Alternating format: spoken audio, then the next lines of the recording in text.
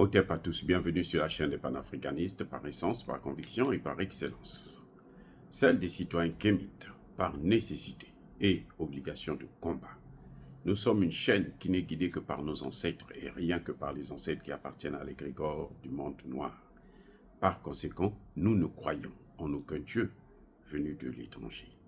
Toutefois, cette vidéo n'est aucunement destinée à inciter à la haine ou à la violence, car nous menons un combat qui est d'abord et avant tout spirituel, intellectuel et démocratique.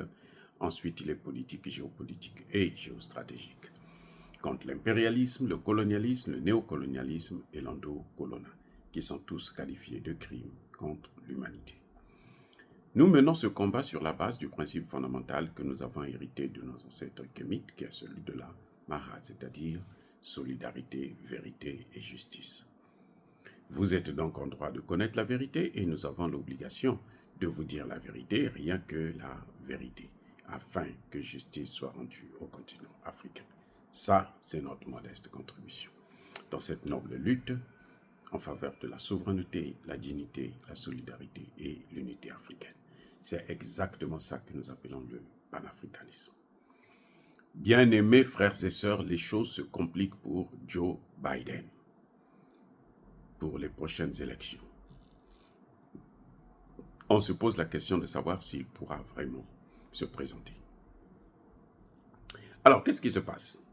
Le médecin qui a suivi Barack Obama et Donald Trump lorsqu'ils étaient à la Maison-Blanche demande à ce que Joe Biden puisse passer toute une batterie de tests avant l'élection prochaine. Quand un médecin dit ça, c'est qu'il suspecte quelque chose. C'est vrai que le médecin n'a pas dit qu'il souffre, par exemple, de la maladie d'Alzheimer. Il n'a pas dit non plus qu'il souffre d'un cancer ou d'une maladie quelconque particulière. Il n'a pas spécifié le problème. Mais il a dit tout simplement qu'il serait très important, nécessaire et urgent que le président Joe Biden puisse se livrer à des tests pour savoir quel est son état de santé mentale. En d'autres termes, on veut savoir si le président Biden est fou ou non.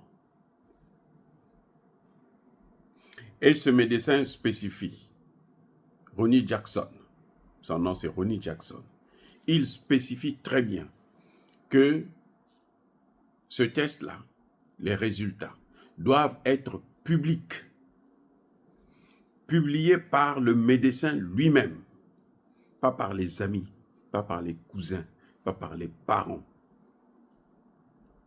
Mais c'est le médecin lui-même qui va rendre ça public devant et à tous les spécialistes, à tous les Américains. Question.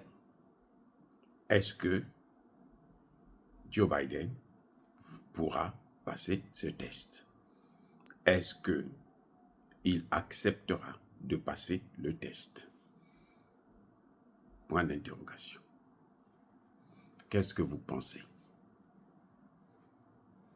Moi, je ne peux pas vous dire, moi, je ne sais pas où. Moi, je ne suis pas démocrate. Donc, ça ne me regarde pas.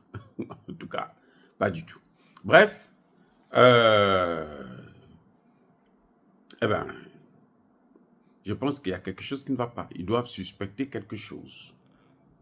Mais en tout cas, il a dit que le président a un âge avancé et c'est tellement avancé qu'il peut avoir quelques problèmes qui peuvent l'handicaper à prendre de bonnes décisions pour les États-Unis d'Amérique.